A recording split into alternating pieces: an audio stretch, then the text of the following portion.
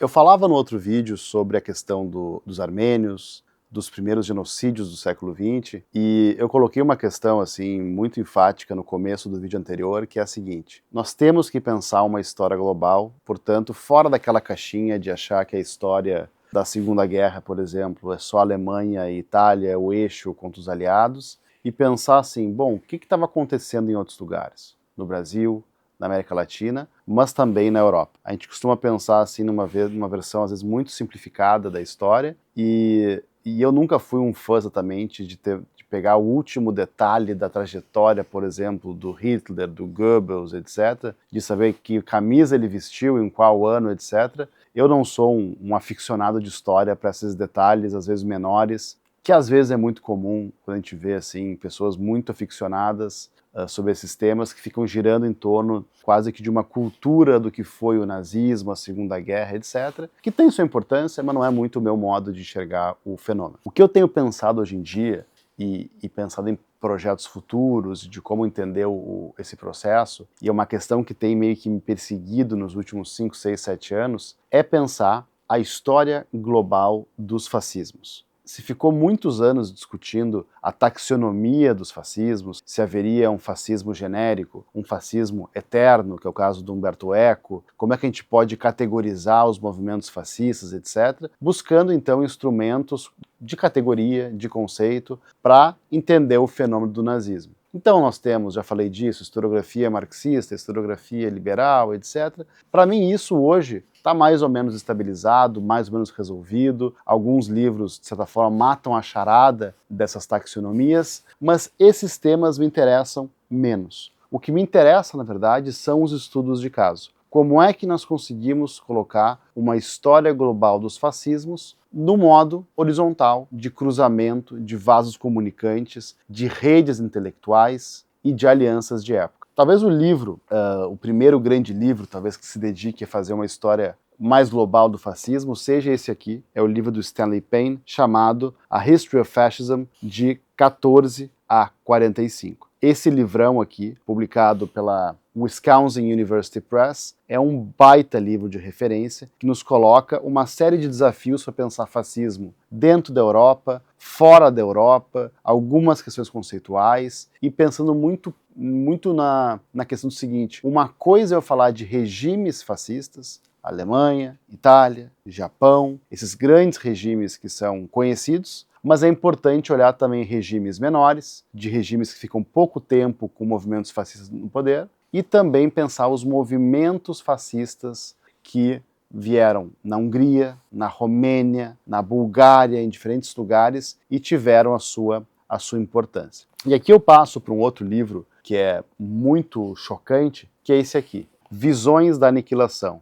Visions of Annihilation, do intelectual, que salvo engano, intelectual croata, o Rory Yeomans, que trabalha então com o regime da Ustasha, que é um movimento croata ultranacionalista, ultra-reacionário, que tinha como pano de fundo, então, a guerra civil na Iugoslávia, e foi o movimento, então, que se aliou com os nazistas e trouxe, então, vários pontos de inflexão em direção ao movimento fascismo de corte propriamente étnico-croata, que perseguia sérvios, perseguia judeus iugoslavos e fazia um regime de terror. Esse aqui é o principal livro sobre o regime da Ustasha, que foi o regime, então, conhecido pela crueldade, que rivalizava, então, com outro grande movimento, que é o movimento dos Chetniks, que não é propriamente um movimento fascista, mas é um pouco da reação dos sérvios contra os croatas. E isso aqui é interessante pelo seguinte: esse acerto de contas entre croatas,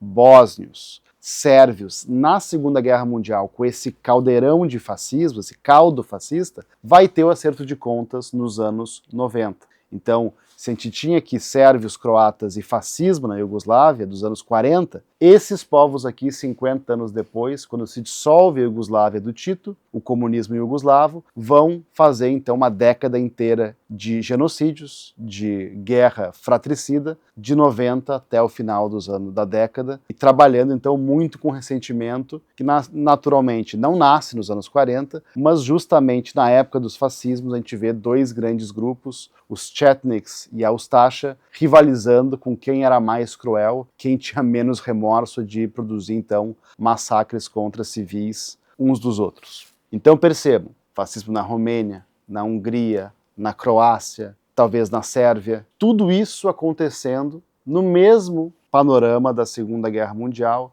do entreguerras, em que movimentos fascistas estão basicamente se desenvolvendo e trazendo à tona o que há de pior, talvez, na civilização humana.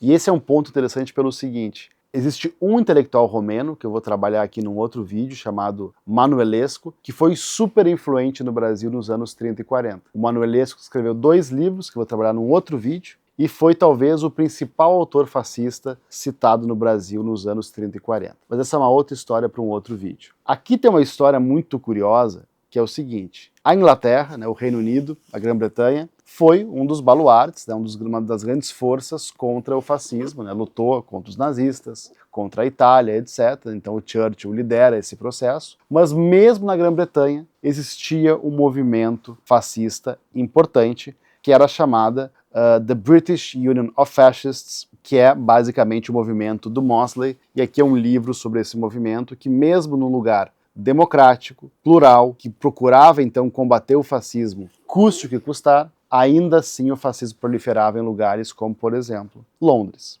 E aqui mais alguns livros para a gente ter um efeito comparativo de ver como esse fenômeno é plural. Esse aqui é o principal livro sobre o fascismo japonês, apenas em francês, que eu tenha conhecimento. É um livro bem importante. Aqui a foto é do julgamento de Tóquio, né, o famoso Nuremberg japonês. E esse aqui talvez seja o principal livro sobre as linhas ideológicas de um fascismo asiático. E por fim, um livro bizarramente interessante, assim, quase desconcertante, sobre um líder de um movimento muito obscuro, que é o movimento nacionalista ucraniano durante o entreguerras, que é o livro, uma biografia do Bandeira, que é um antissemita fervoroso, radicalíssimo. Esse cara realmente era um perverso. E aqui a biografia do Bandeira, que é então o grande líder do fascismo ucraniano, né? Na época que a Ucrânia não era um país, mas sim uma província soviética, então acossada entre Hitler e Stalin nas chamadas Terras de Sangue. Esse é um livro que está na minha lista, não li ainda, mas é um livro de referência sobre essa figura bizarra que unia misticismo cristão ortodoxo, antissemitismo, anticomunismo, antinazismo, nesse meio da Europa, que é a Europa Central ali entre Hitler e Stalin. Então Bandeira é uma figura muito importante para entender os movimentos ultranacionalistas hoje também na Ucrânia. É um símbolo desse processo. E aqui, por último,